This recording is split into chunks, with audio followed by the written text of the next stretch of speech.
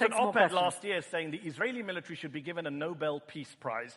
A military that killed 6 kids lining up for water yesterday, killed 9 kids lining up for nutritional supplements last Thursday. A military that's being investigated at the ICJ for genocide and at the ICC for war crimes. So it's a bit rich for you to lecture anyone else on human rights or war crimes when you're supporting a genocide in Gaza. In today's video, you're about to witness one of the sharpest on-air political clashes in recent memory. This wasn't just a debate. It was a complete unraveling. Michael Gove walked onto that stage with the usual confidence, the familiar air of certainty, ready to repeat the same polished talking points he always relies on. But within minutes, it became clear he had stepped into a completely different arena, because Mehdi Hassan didn't just challenge him. He took apart every claim, every deflection, every attempt to dodge accountability. You can literally see the shift on Gove's face as the conversation evolves. That early confidence slowly melts into hesitation, the pauses get longer, and the arguments begin to collapse under the weight of actual facts being laid out in real time. And this is why you need to watch this debate all the way through. It's the kind of moment where political rhetoric meets immovable reality, and only one side walks out standing. Before we dive into the full story, comment where you're watching from, and don't forget to like and subscribe so you don't miss the next one. What Mehdi does here isn't just debate. It's accountability. It's clarity. It's what happens when someone finally pushes back with precision, detail, and moral conviction. And trust me, it only gets more intense from here. You wrote an op-ed last year saying the Israeli military should be given a Nobel Peace Prize. A military that killed 6 kids lining up for water yesterday, killed 9 kids lining up for nutritional supplements last Thursday. A military that's being investigated at the ICJ for genocide and at the ICC for war crimes. So it's a bit rich for you to lecture anyone else on human rights or war crimes when you're supporting a genocide in Gaza. I want to take some more questions. I merely wish to say that, for the avoidance of doubt, and I don't think there is any, Israel is not carrying out a genocide. Most genocide scholars disagree with you. Most genocide scholars disagree with you, Michael. The people who study genocide disagree with you. That is a very big statement, and I want to discuss it. Let me state it again, for the avoidance of any doubt. Okay, we've heard you say it. It's a really big point. Do you condemn the killing of 6 kids yesterday lining up for water by the Israeli military? I condemn the loss of all innocent lives. All lives matter. He can't do it. He can't condemn the Israeli military. I want to take a couple more questions, Michael. I think just that wait. it is the right of the Israeli Defense Force to defend to kill 6 the kids. Only democracy. To kill 6 kids lining up for water. Can we take a couple of questions? I would say, have you been asleep since October 2023 as we've watched on social media the extermination of a people, the ethnic cleansing of a people, the killing of a people? If you have to only listen to Israeli politicians say the most outrageous things about burning down Gaza, about Amalek, about all of the people being responsible. Bezalel Smotrich, the finance minister of Israel, said recently, we are conquering, cleansing, and remaining in Gaza. It will be totally destroyed. We are disassembling Gaza. We'll leave it in ruins without any global precedent. That's the kind of stuff that Michael's come to defend tonight. And look, some of the leading Israeli Holocaust scholars, Michael, Omar Bartov of Brown, Amos Goldberg at the Hebrew University, Raz Siegel, Dr. Shmuel Liederman here in the UK. Israeli Holocaust scholars have come out and said, we didn't think this at the beginning, but we do now think it meets the definition of genocide, what is going on there. And even if you don't want to call it a genocide, Ehud Olmert, on the front page of today's Guardian, former right-wing Prime Minister of Israel, says the plan to concentrate everyone in one place is a concentration camp, his words, not mine, and it would be ethnic cleansing, his words, not mine. So I think at this point, I think it's insane to still be saying Israel has a right to defend itself when they are killing and ethnic cleansing. I mean, the problem, just one last point. The problem for people like Michael, and I debate a lot of people in the West defending Israel, the problem for people like Michael is they make this very, I want to say, good faith defense of Israel, its right to defend itself. But then you just have to listen to what Israeli politicians are saying, and they are throwing Michael under the bus.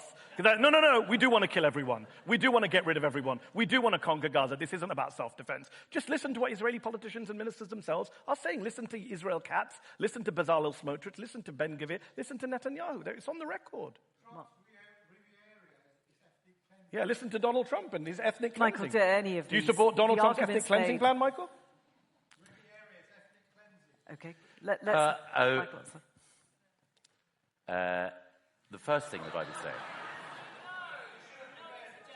Let Michael speak. Let's hear what he has to say. No, it is emphatically not a genocide. I have to go in just a second, but I've stayed longer. But please answer I would have stayed longer than than I was due to, just because I wanted to say a few words about that.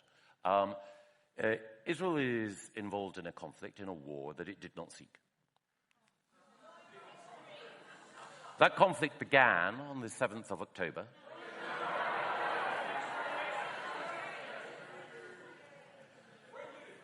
When Hamas unleashed an attack on young people who were celebrating at a music festival.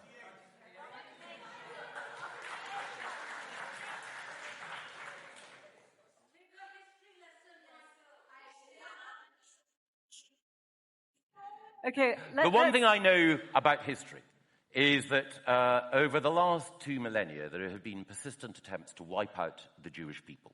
Those persistent attempts have been relativized. Those persistent attempts have been overlooked. Those persistent attempts have been justified at different times. And now what we have is a country, the only democracy in the Middle East, one in which human rights, the rule of law, Michael, you're a smart and the guy. rights, You're and the a smart rights. guy. Mehdi, I chose not to interrupt while you were outlining your case, and a belief that every life is precious is defended. What about the kids killed yesterday? And what about all the kids and being it is killed? a country. Come on, engage with the It is a facts. country which all of its neighbours at different times have tried to crush and destroy.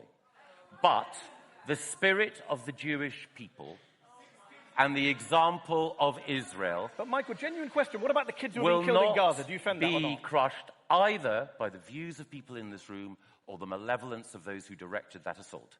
All I can say is, Am Yisrael Chai, Israel lives, and I celebrate that fact. And the fact that Donald Trump,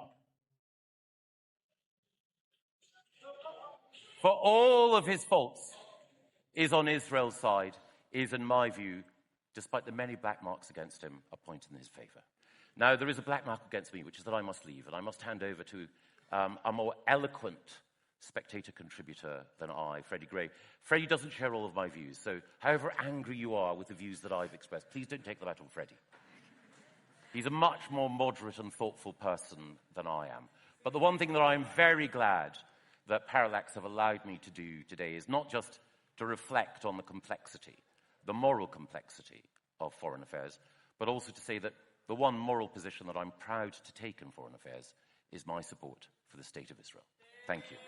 Michael Gove, thank you very much. I could sit and bat away everything Michael just said about the history of Israel and only democracy in the Middle East nonsense, but it's all really irrelevant. You'll notice, everyone here notices, everyone watching at home, that he would not engage with the specific war crimes that Israel is committing. When UNICEF and Médecins Sans Frontières and UN and everyone's coming out saying, this is bad, they are killing kids, they are attacking aid workers, to not be able to engage with those specifics. I don't care if you're pro-Israel, pro-Palestine, white, black, blue, I don't care what your politics are. Surely we can all agree that killing kids lining up for water or nutritional supplements is wrong, should be stopped, is a war crime, and is evidence that Trump is not making a safer world for Palestinians. That is my argument.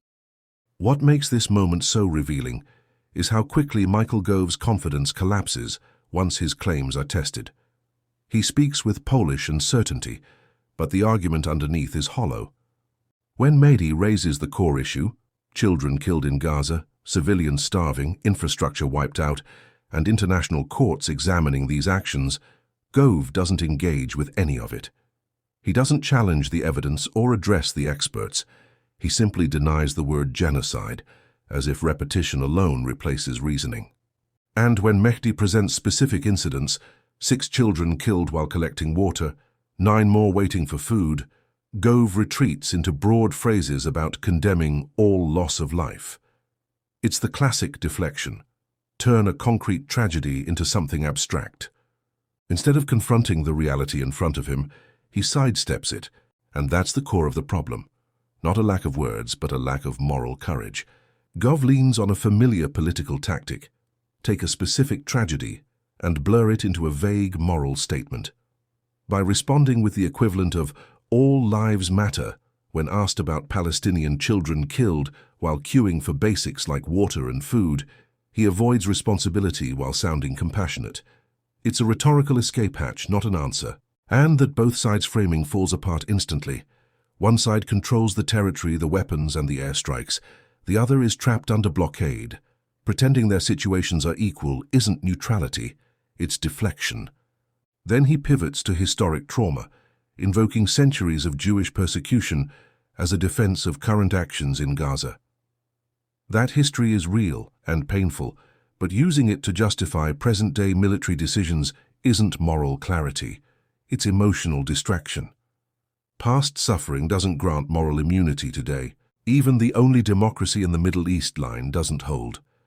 A democracy that kills children in food lines, restricts journalists, and levels civilian infrastructure doesn't get automatic praise. Labels don't excuse harm. Actions define responsibility. And then we get to Michael Gove's praise of Donald Trump, a claim that completely collapses under the slightest pressure. He insists Trump made the world safer, but safer for who? Certainly not for Palestinians living under bombardment, nor for the aid workers risking their lives to deliver food. Trump's record is clear: unwavering support for settlement expansion, cutting crucial UNRWA funding, and backing policies that intensified the crisis rather than eased it. So when Gove applauds Trump for standing with Israel, it's not a moral stance. It's aligning himself with policies that deepened suffering on the ground. That isn't strength, it's complicity. What truly exposes the weakness in Gove's argument is his refusal to confront the human cost. Mehdi gives him every chance: UN findings, eyewitness accounts, even statements from Israeli Holocaust scholars warning that what's happening may meet the definition of genocide. And Gove sidesteps all of it. He falls back on the phrase moral complexity, as if complicated language can blur the reality of children dying because water lines were bombed. But this isn't complicated. Kids killed while trying to drink or eat is not a matter of nuance. It's a violation of basic human norms. And in that moment, the polished rhetoric fades, and Gove's entire defense finally gives way.